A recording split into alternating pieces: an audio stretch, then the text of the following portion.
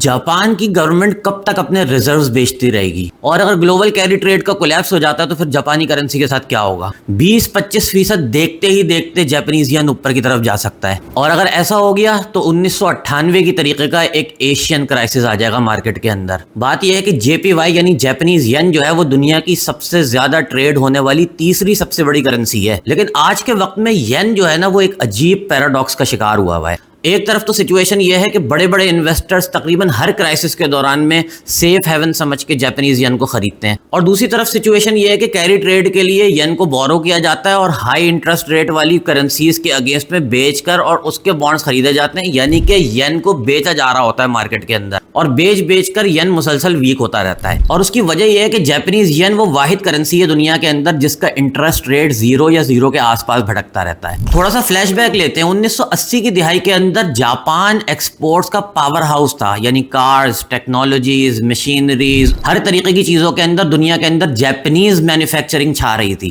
येन की स्ट्रेंथ इतनी ज्यादा बढ़ गई थी कि 1985 के अंदर उनको प्लाजा अकॉर्ड साइन करना पड़ा, जिसके अंदर जापान ने खुद इजाजत दी कि भाई हमारी करेंसी को अप्रिशिएट किया जाए। उसके बाद 1990 की दिहाई के अंदर एसिड बबल बर्स्ट आया, जिसमें जापान जो है वो लॉस्ट डिकेड्स के अंदर जा घुसा। फिर लो ग्रोथ, डिफ्लेशन, और उसके बाद 0 इंटरेस्ट रेट की बेसिस के ऊपर दुनिया के अंदर एक नया मॉडल मुतारिफ हुआ। आज की तारीख के अंदर सिनेरियो बिल्कुल ऑपोजिट है। इस वक्त सिचुएशन ये है कि येन ने 34 साल की तारीख का लो टच कर दिया है 160 येन पर डॉलर का, और उसकी सिर्फ 2 बुनियादी वजूहात हैं। पहली ये कि हिस्टोरिकली जापान का इंटरेस्ट रेट 0 रहा है, और दूसरी ये कि यूरो ने, यूएस ने, यूरोप वगैरह ने सब ने अपनी करेंसियों के ऊपर इंटरेस्ट रेट बढ़ाए ताकि इन्फ्लेशन को कंट्रोल किया जा सके। अब हो ये रहा है कि तकरीबन 0 इंटरेस्ट रेट के ऊपर जापान से इन्वेस्टर्स लोन लेते हैं जापानीज करेंसी के अंदर, जापानीज येन के अंदर, और उसको हाई यील्ड करेंसी के अंदर जैसे ऑस्ट्रेलियन डॉलर हो गया, न्यूजीलैंड डॉलर हो गया, जिनका इंटरेस्ट रेट चल रहा है 4%, 4.5%, 5%, उसके अंदर जो है वो इन्वेस्टमेंट कर देते हैं। जैसे फॉर एग्जांपल 0.5% इस वक्त जापानीज येन का इंटरेस्ट रेट चल रहा है, वहां से बोरो किया, और बोरो करने के बाद ऑस्ट्रेलियन गवर्नमेंट के बॉन्ड्स खरीद लिए जो कि 4.5% इंटरेस्ट रेट देते हैं, और ये 0.5% और 4.5% का मतलब ये हुआ कि दरमियान का जो 4% है वो इन्वेस्टर को बच जाता है। इसी को कैरी ट्रेड कहा जाता है। लेकिन रिजल्ट ये आ रहा है कि इसकी वजह से हर मर्तबा येन और ज्यादा गिरना शुरू हो जाता है, और जब ये गिरता है तो मजबूरन जापानीज गवर्नमेंट इंटरवीन करती है, मतलब वो अपने असासे बेचती है, अपने रिजर्व्स बेचती है, और उसके बदले में येन खरीदती है ताकि टेम्परेरीली येन को स्ट्रॉन्ग किया जा सके। अब सवाल यह है कि ये जो इंटरवेंशन है ये कितना ज्यादा सस्टेनेबल है। क्या जापानीज गवर्नमेंट हमेशा अपने रिजर्व्स